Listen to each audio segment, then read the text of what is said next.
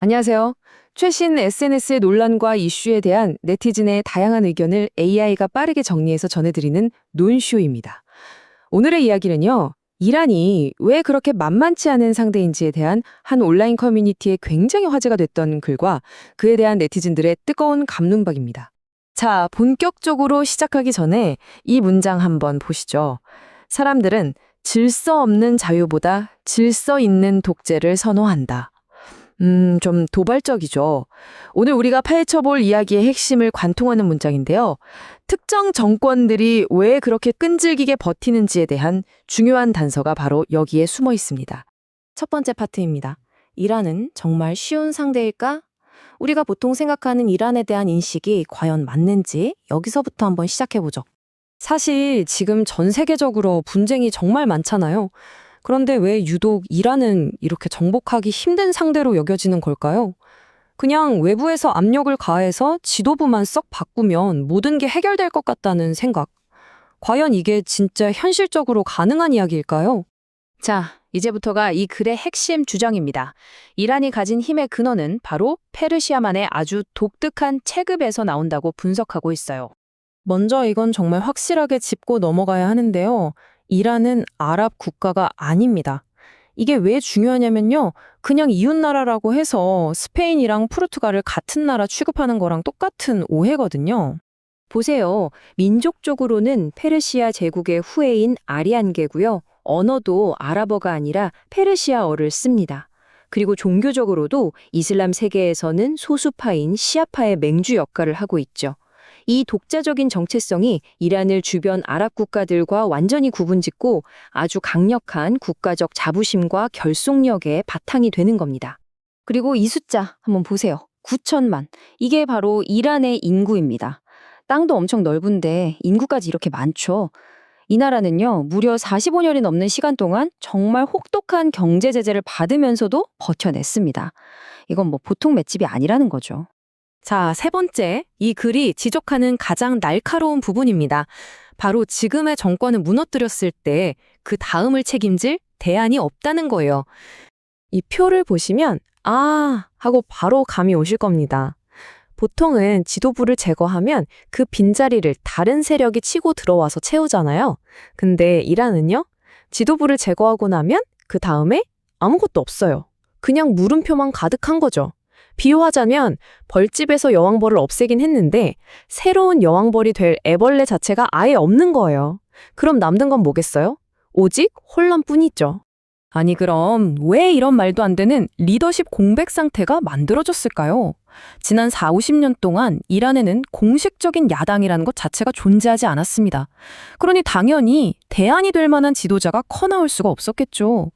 게다가 정규군하고는 또 별개로 오직 이 정권을 지키기 위해서 존재하는 혁명수비대라는 막강한 무력 집단이 버티고 있습니다. 이러니 단순히 최고 지도자 명명을 없앤다고 해서 이 시스템이 쉽게 무너지지 않는 겁니다. 자, 그럼 이 글쓴이가 내리는 최종 결론은 과연 뭘까요? 지금까지의 이야기를 딱 정리해 볼게요. 넓은 땅과 엄청난 인구, 시아파의 맹주라는 종교적 자부심, 그리고 수십 년간 제재를 버텨온 맷집, 그리고 이 모든 것들 위에 가장 결정적인 이유가 있죠. 바로 현 지도부를 대체할 대안이 없다는 것. 이 요소들이 복합적으로 작용해서 이란을 외부의 힘으로 굴복시키기 어려운 아주 독특한 국가로 만들고 있다는 겁니다. 자, 이렇게 흥미로운 분석에 대해 다른 네티즌들은 어떻게 반응했을까요? 지금부터 댓글창에서 벌어졌던 아주 뜨거운 찬반 논쟁 속으로 한번 들어가 보겠습니다. 먼저 원래 글의 주장에 동의하는 의견입니다. 이란의 어마어마한 땅덩어리와 험준한 지형, 그리고 무엇보다 우리는 페르시아의 후예다라는 민족적 자부심으로 똘똘 뭉쳐있기 때문에 외부에서 개입하는 건 상상 이상으로 힘들 거라는 예측이죠. 그런데 바로 이런 반박이 나옵니다. 아니다. 지금의 이란은 경제는 완전히 박살났고 부패에도 심각하고 최근에 대규모 반정부 시위까지 있었던 걸 보면 내부적으로는 굉장히 약해진 상태다. 절대 철옹성이 아니다라는 지적이죠. 물론 이런 국제 갈등에서는 외부 세력, 특히 미국의 역할에 대한 비판도 빠지지 않죠. 자기들은 핵무기를 가지고 있으면서 다른 나라가 가지려는 건 용납 못한다는 건 너무 이중적인 잣대 아니냐, 이런 목소리도 있었습니다. 이 댓글은 원래 글의 핵심을 정확히 꿰뚫고 있죠. 지도부 몇 명 바꾼다고 해서 9천만 명이 사는 거대한 국가 시스템 전체가 하루아침에 바뀔 거라고 생각하는 것 자체가 너무 순진한 환상이라는 아주 날카로운 일침입니다. 그리고 이런 국제정세의 불안이 결국 우리에게 어떤 영향을 미칠지 걱정하는 아주 현실적인 우려도 많았습니다. 만약 분쟁이 터지면 그 비용을 동맹국인 우리에게 떠넘길 수도 있다는 불안감이죠. 자, 그럼 오늘 이야기의 한 줄 요약입니다. 이란의 진짜 저력은 눈에 보이는 군사력뿐만 아니라 그들을 대체할 세력이 없다는 구조적인 부재 그 자체에 있다는 것. 이것이 오늘 분석의 가장 중요한 핵심이라고 할 수 있겠습니다. 세상을 흑과 백, 선과 악으로만 나누어 보는 건 참 쉽습니다. 하지만 진짜 해결책은 그 복잡한 회색지대를 이해하려는 노력에서 시작되는 것 같아요.